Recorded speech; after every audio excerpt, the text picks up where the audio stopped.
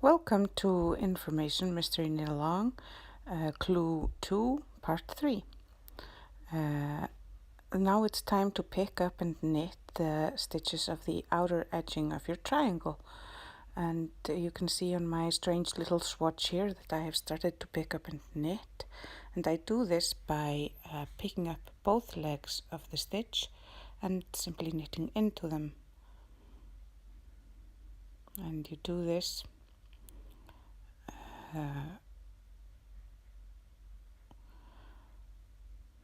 for until the directions tell you to cast off, and then you use the backwards loop casting on method. And now I've picked up and knit all the stitches of the outer edging, and just be very careful you have the right number on each side of the center stitch. You do this with color C, and then you turn to do the setup of the two color brioche, and you do the color C wrong side row first. You knit the first stitch, and then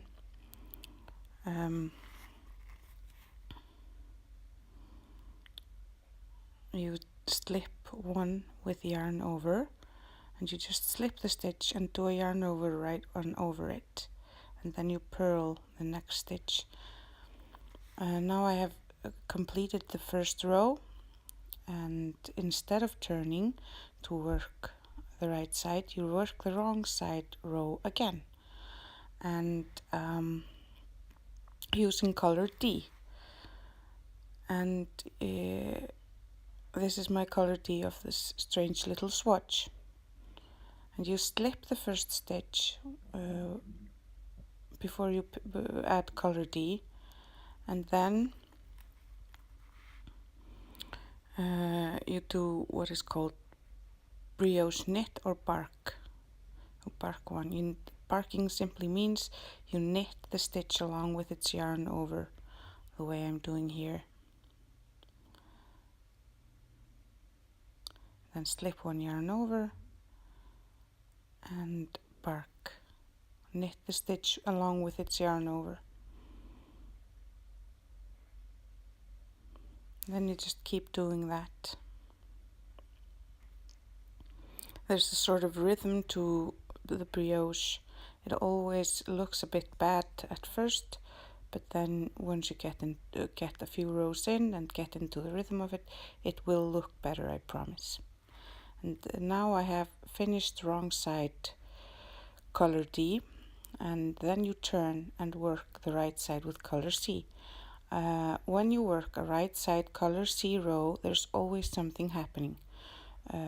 Every other color C right side row is an increase row, which is what we're about to work right now, and the other is a patterning row. So all the other rows are straightforward, but the changes happen in the color C right side rows. So let's get going with color C.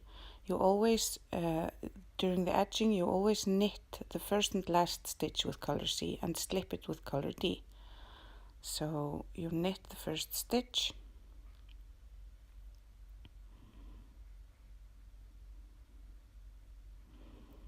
and then you do slip one yarn over, and then you do the increase, which is brioche knit into the stitch and don't let it go, and then you do a yarn over, and then you brioche knit into the stitch again. So bark, yarn over, bark. And you can see 3 stitches blooming out of this one stitch, and I'll show you how to work them on the way back a bit later.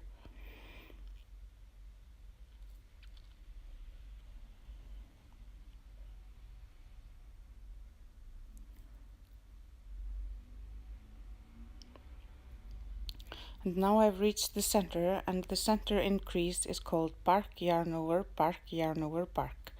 So that's increase for 4 stitches, and you do the bark, and then you do another yarn over, and bark into the same stitch just like before, and yarn over again and bark again. And now you drop the stitch from the needle and you have 5 stitches blooming out of 1. And when you work the color D, right side row, you slip the first stitch and you work a burp. A burp is like a bark, but it's brioche purling, so you purl the stitch along with its yarn over. I do a strange sort of purling. It's Norwegian purling. You just purl like you normally would. And then you come to the increase and you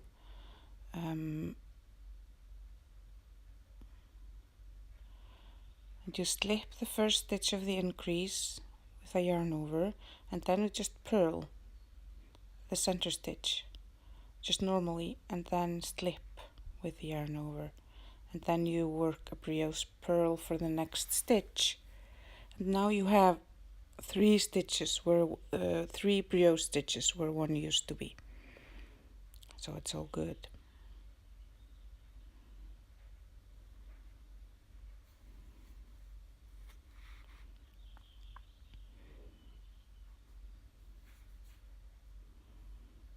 And now you work the center stitch the same way. Slip 1 yarn over, purl the next one, slip 1 yarn over, purl the next one, slip 1 yarn over, and purl the next one. And then you have 5 stitches blooming out of the 1 stitch. And you can see that the brioche, 2-color brioche, is starting to form now, and both on the right side and on the wrong side.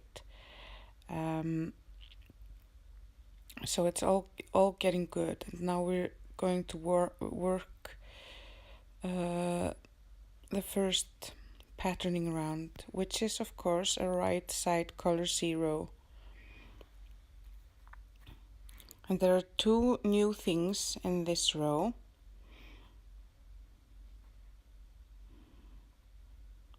And those are the decreases. So you knit the first stitch, and then you slip 1 with yarn over, and then you just do a bark. And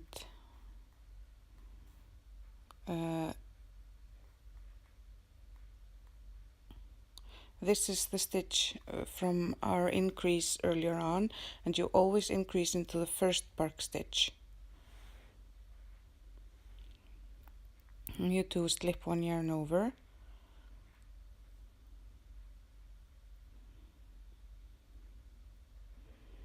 and then you do the brioche knitting right slip decrease, which slants to the right. And you work this by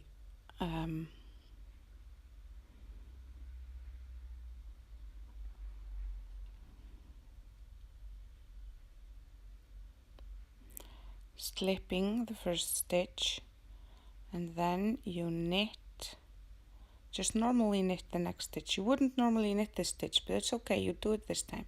And then you pass the slip stitch over, and then you pass the stitch over to the left hand needle and pass the next stitch over that stitch. So you have decreased 2 stitches and it slants to the right, as you can see. So this is the bark right slip decrease. And then you just then you work bark yarn over bark, the increase, and when you reach the middle,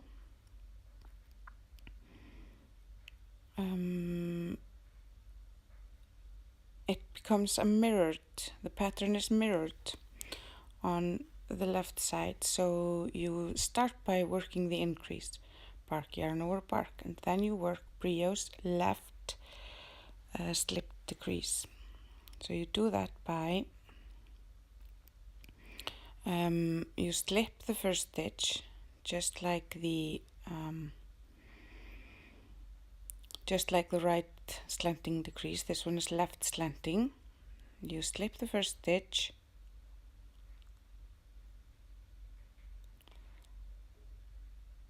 and then you work the next 2 stitches together like that. The slip 1 yarn over from the previous row and the one you would normally bark. So you just knit them together. And then you pass the slip stitch over these 2. So now you have a decrease that mirrors the other one. If this one slants to the left.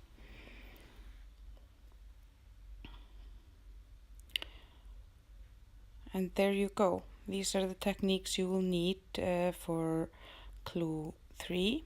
And it's worth mentioning that you always count these 2 stitches, I'm pointing to the bark stitches, as one.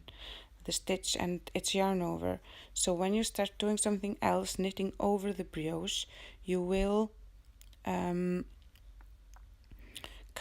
will knit once into each slip stitch with its yarn over.